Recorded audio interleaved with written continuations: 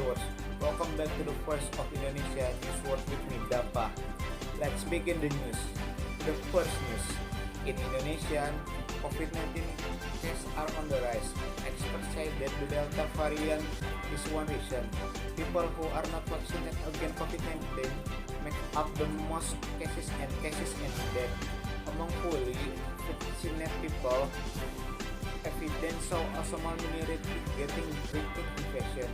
In medicine, a breakthrough infection happens when a virus breaks through the barrier a vaccine provides. The second news, in parts of India, a second wave of coronavirus infection is causing the health system to fail.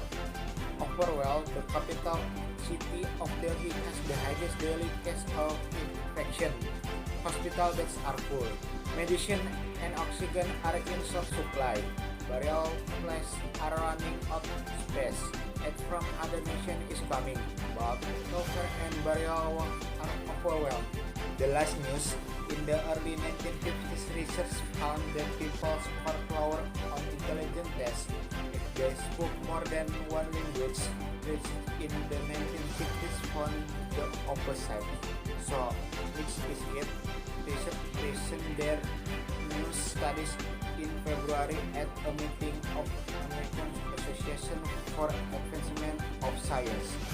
The latest evidence showed that being bilingual doesn't necessarily make people smarter, but recent learned biology talk say it probably does make you better at certain skill.